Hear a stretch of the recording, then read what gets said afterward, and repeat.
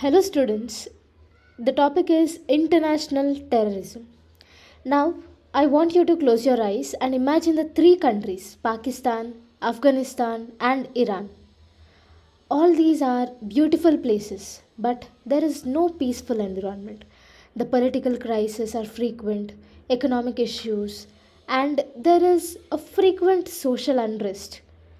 The rate of hunger, poverty, discrimination, inequality, strict rules, all these are turning many of the people to become criminals and are getting attracted to terrorism. Not only these countries, even in India, there are terrorist groups. So, in this video, I am going to tell you one of the most important topic terrorism. So listen carefully. Okay. See, students, the crimes, robberies, killings, etc. All these happen in the places where there is poverty, discrimination, and inequality. Similarly, terrorism is also driven by these three factors, that is, poverty, discrimination, and inequality. It is mostly driven by ideologies. So we have left wing and the right wing ideologies. The left wing ideologies are driven by the reformations. Okay, so the left wing people want change. Okay, these left wing are mainly supported by the poor people, whereas coming to the right wing don't want any change in the society. So these right wing is supported by the nobles, rich people, etc. Okay, so the left wing ideologies are promoted by the poor, discriminated people. They want equal rights, they want change in the society, they want religion and government separately. So, in short, the left wing promote democracy, equality. And coming to the right wing ideology, it is generally supported by the rich and nobles. They want religion and the government in one form. That is, they want the king's rule, or they want only single rule. And that is mainly focused on only one religion. Okay, so whole country should support only one religion according to the right wing ideology, and the government should be in favor of the rich by taking less taxes from them, promoting capitalism, etc. So these are the conservatives. They don't want any change in the society, while the left wing want change in the society. There are left wing communism, right wing communism, and religious ideologies. The left wing communism want change in the society, equality in the society. The right wing capitalism, who don't want any change in the society, and they support the ideology of rich being rich and poor being poor. Okay, only the rich will make industries, will grow more industries, will manufacture more, will produce more, and they want the poor to be as a slaves. So they don't want this equality form of ideology. That is the right wing ideology. And coming to the religious ideologies, all want to promote only one religion. So whether in a country, if there are different religions, they want all them to get out of their countries. So that is about the few religious ideologies. So all these are the three major ideologies, the main causes for the terrorism. Al Qaeda is one of the terrorist organization. It is born on the religious ideology. ISIS is born on the international injustice. So there are many reasons. We know the three main reasons for terrorism is poverty, discrimination, and inequality. So these are the foundations for the growing violence in the countries. So ISIS, Al Qaeda, all these are, they want to promote one religion, or they want to be against the world or against the government which promotes inequality and discrimination. Or they, some terrorist groups are also like that. They want to rule the entire country, or they want to listen for them. Okay, they want their organizations to be more powerful than any other organizations. So due to all these reasons, terrorism has come into existence. So, to counter the terrorism, various organizations and programs were set up. So, those are the United Nations Global Terrorism Strategy, GCTS. So, it was adopted by the General Assembly. So, General Assembly is a part of United Nations. Okay. So, this GCTS aims to improve the national, regional, and international efforts to counter terrorism, and it has four main pillars. Look at this box over here.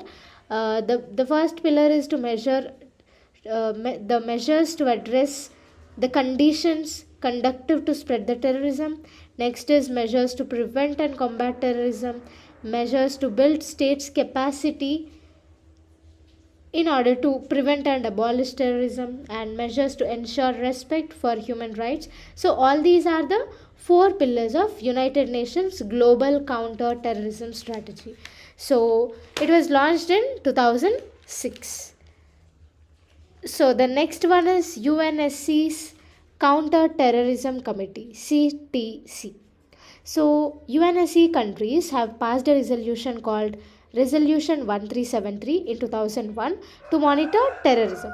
So a committee called UNSC Counter Terrorism Committee was formed to look after the resolution. So the resolution suggests that the countries have to implement and take measures to counter terrorism at home, local regions, and around the world. Next is the Global Counterterrorism Forum, that is GCTF. This is like an informal platform to discuss about the counterterrorism measures, and India is also part of it. The next one is United Nations Countering Terrorist Travel Program. So this one, United Nations Office of Counter Terrorism has launched the program. Okay, so based on the data from Interpol, they assess the different countries to detect the terrorists and their attacks, and they help to counter it. Did you notice one thing? This is the second initiative of United Nations. The first one is UNGCT. So here, the first one is UNGCT, United Nations Global Counter Terrorism Strategy, and this one is United Nations Countering Terrorist Travel Program. So both are the UN initiatives. So the next one is Financial Action Task Force. So this is a form to detect and counter the sponsors of terrorism and other illegal acts. It is International Anti-Money Laundering Agency. The next one is SCO Regional Anti-Terrorist Structure, RATS. So it helps and cooperates with the international organizations and agencies in countering terrorism, separatism, and extremism. The next one is Global Terrorism Index. So to analyze the terrorist acts and understand the impacts of terrorism, Institute for Economics and Peace, IEP, released this Global Terrorism Index. The next one is Comprehensive Convention on International Terrorism, CCIT. Our India has proposed to create this organization on 17th December 1996 in the United Nations General Assembly in order to criminalize all forms of terrorist acts like funding, supporting the terrorist attacks, etc. Okay, so all these are the initiatives taken to counter terrorism at the international level. Now coming to the national level, India has also made few initiatives to counter terrorism. They are, the first one is Unlawful Activities Prevention Act of 1967. So it created to counter all sorts of activities that promotes terrorism. The second one is National Investigation Agency, NIA. It is the national agency to detect terrorist moves, activities, etc. The third one is National Intelligence Grid or NatGrid.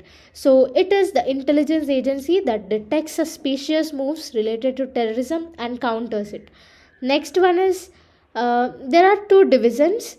Two divisions were created under the Ministry of Home Affairs. One is the Counter Terrorism and Counter Radicalization Division, and the other one is Cyber and Security Division. So these both are related to terrorism, counter radicalization, cyber security, etc.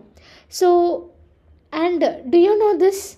Even many national and international initiatives, programs, policies, rules, regulation, etc., all these are made, but still, till this date, there is no definition for terrorism. United Nations, which is like a big brother for all organizations, till now did not define terrorism.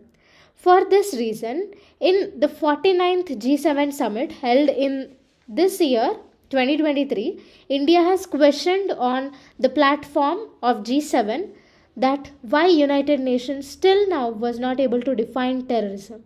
India is now mainly concentrating on to counter the terrorism and its acts. Recently, in the SCO summit held in July 2023, India uh, has called on the Shanghai Cooperation Organization to combat and eliminate terrorism and to catch hold of them who support the terrorist groups. The topic is drug menace in India. Drug menace is one of the major threats in India after terrorism. The reasons to become drug addicts are many. Some people take drugs out of depression. Some people who are unemployed and have easy money get addicted to drugs for pleasure. So these drugs are injected into the society by terrorists in order to gain funds and money and other individuals who want to become a mafia don. Many lives, including small children, women, young girls, were spoiled due to drugs. Many families have suffered due to the impact of drugs on youth. Now, the question is from where are these drugs coming? For India, the drug supply is done from two regions. One is the Golden Crescent and the other one is the Golden Triangle. You can see here in the map, the Golden Crescent consists of Iran, Pakistan and Afghanistan, and the Golden Triangle consists of Burma, Thailand, Laos and Vietnam. Our India lies in middle of these two regions. The northwest Indian youth and the northeastern places of India are prone to drugs and the drug supply. The geographical location of India is one of the main cause for drug menace. India is in between Golden Crescent and the Golden Triangle. And the other means of trade is 70% of illegal drugs are being smuggled through the Arabian Sea and the Bay of Bengal regions. Majority of the heroin drug is smuggled into India through Indo-Pakistan borders, and ganjai trafficking is done through the India-Nepal borders. Other causes for drug trafficking are the darknet markets are increasing drug trafficking. So this courier services and postal services are also being used to deliver drugs, and the cryptocurrency payment and the doorstep deliveries of drugs are attracting the youth to take drugs with a low risk. Where we lack is many of the citizens are not aware of the effects of drugs. Government should improve technological capability to track the drug networks. The source of supply of drugs should be identified. All the states and the neighboring countries should cooperate to counter the drug trafficking. Like this, we can counter drug supply to some extent. So, the initiatives taken by India to stop drug menace is to launch awareness about the harmful drugs, to control and regulate drug supply, to strengthen institutions to counter drugs trafficking. Ministry of Home Affairs has launched three uh, pronged approach in order to crack down the narcotics. The next one is Narcotics, Drugs and Psychotropic Substances Act of 1985 was introduced to punish for the offences related to drug trafficking and who finance drug trafficking. And the next one is Narco Coordination Center was set up by Ministry of Home Affairs, and Multi-Agency Maritime Security Group was set up under National Security Council Secretariat to monitor drug smuggling. And for stopping smuggling, uh, Narcotics Control Bureau was extended even to Amritsar and Chennai. So before it was only in three areas. So before the NCB was in Delhi, Mumbai, and Kolkata, but it has now added its branches even in Amritsar and Chennai for stopping smuggling of drugs into India through the maritime channels. So next one is Nidan portal was launched. So this Nidan portal means National Integrated Database on Arrested Narco Offenders portal. So it contains the data on the arrested narcotic offenders, and this data will be shared among various central and state agencies. Next is National Action Plan for Drug Demand Reduction, that is NAPDDR. So it was launched to reduce adverse consequences and effects of drug abuse. Next is Nasha Mukt Bharat campaign. So it was launched for treatment of drug addicts, creating awareness among the youth. And Map Drugs app. It was launched to identify illegal drug farming like ganjai in the countries, in our country. And the last one is India has signed UN treaties to fight against the drug menace. So those three treaties are the UN Single Convention on Narcotics Drugs of 1961, the Convention on Psychotropic Substances of 1971, and the Convention of Illicit Traffic in Narcotic Drugs and Psychotropic Substances of 1988. So this topic was in news because Narcotics Control Bureau has launched Operation Samudragupta. So here in this box you can see. So the NCB, Narcotics Control Bureau, has launched Operation Samudragupta in January 2022 to identify and stop drug supply and make India drug free by 2047. So under this operation, at least 25,000 kg of drugs of methamphetamine was seized near the Kerala coast under the joint operation made by the Narcotics Control Bureau and the Indian Navy. So before ending, let's take a quick revision of the Narcotics Control Bureau. So it is established in the year 1986 under the Narcotics, Drugs and Psychotropic Substances Act of 1985. NCB has all the powers of civil code under the Civil Procedure of 1908. NCB is responsible to counter drug trafficking. It also coordinates with the authorities of foreign countries to prevent and suppress drug trafficking, and it works under the Ministry of Home Affairs. The topic is thermobaric bomb. Thermobaric bomb generally contains two chambers. One chamber contains explosive gas and the other one contains fire. Okay, so it creates a huge cloud of gaseous material and then fires that huge cloud. Okay, so here when the bomb is thrown at one place, at first the first chamber opens and the explosive gaseous material forms like a cloud in that area, and then the second chamber of the bomb opens and ignites the gaseous material, burning all the human beings. It is one of the most dangerous bomb, and still there is no international law that specifically bans their use.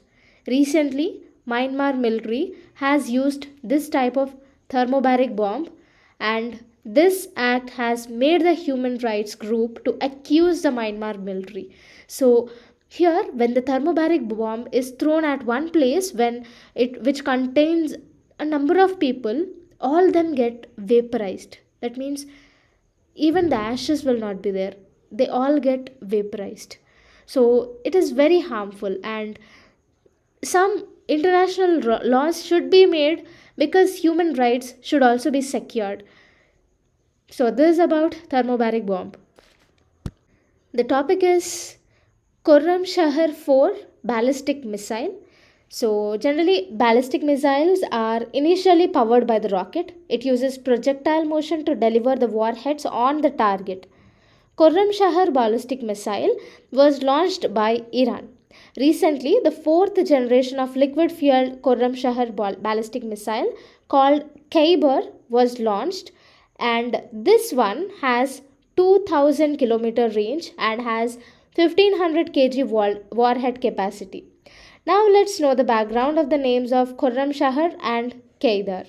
So Khurram Shahar uh, is named after the Iranian city which fought dangerously during the Iran-Iraq war in 1980s, and Khyber was a Jewish fort. When there was a war between Muslims and Jews in the 7th century, the Jews went to this fort, the Khyber fort, to keep themselves secure. But the Muslims marched onto the fort and made the Jews to surrender. So, Khyber fort is a significant place in the Islamic history. So, after this, the Khurram Shah 4 ballistic missile was named as Khyber. The topic is Indian naval sailing vessel INSV Tarini. So this is very special for Indian women because of this INSV Tarini, the women in the year 2017 made an expedition under Navika Sagar Parikrama. So under this, the first time ever all India women crew traveled across the globe, and it was very successful. So, INSV Tarini is known for its 2017 expedition Navika Sagar Parikrama, and now it has come up with a new project called Transocean Intercontinental Voyage. Under this, the solo Indian woman will travel across the globe. So, here a trial was conducted. It was 188 days voyage. So, it was conducted from Goa to Rio de Janeiro via Cape Town, and they came back. So the trial was successful, and next they are going to travel the entire globe. The intercontinental voyage is going to be done in the next few days. So this is about INSV Tarini. They conducted the trial on Trans-Ocean Intercontinental Voyage, and the next big project is about to come. Let's now know about the exercises in news. So there are 4 exercises that are conducted recently. So under this topic, we are going to learn 4 exercises.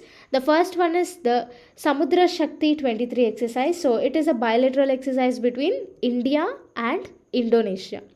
The next one is Jal Rahat. So Jal Rahat is actually the exercise conducted by the Indian Army and other five different agencies. Okay, so this exercise was a flood relief exercise. If any flood occurs, then how to conduct the flood relief exercise is being practiced. So under this, the 5 different agencies, that is the Indian Army, the Sahasra Seema Bal, and National and State Disaster Response Force, District Disaster Management Authority, and the police representatives at Hagrama Bridge have participated in this exercise. So it was done on the Manas River in Assam. The next exercise is Sudarshan Shakti 2023. So it was conducted along the western borders of Rajasthan and Punjab. That is towards the Pakistan province border. Okay, so it was conducted by the Sapta Shakti Command of the Indian Army. The next exercise is the maritime exercise of Al Mohed Al Hindi 23. So it is a bilateral naval exercise done between the Indian Navy and the Royal Saudi Naval Force RSNF. The topic is Asian India Maritime Exercise AIME 2023. So Asian countries are 10 countries. They are Cambodia, Malaysia, Myanmar, Laos, Thailand, Brunei, Vietnam, Philippines, Singapore, and Indonesia. So Asian India Maritime Exercise was hosted by the Singapore Navy in Changi Naval Base and the South China Sea. So from India, INS Delhi, which is the first indigenous missile destroyer, INS Satpura, which is the indigenous guided missile stealth frigate, and P-81 maritime patrol aircraft has participated in this naval exercise. So this series of exercises are conducted to promote maritime cooperation and friendship among the Asian countries Asian countries navies and the Indian navies.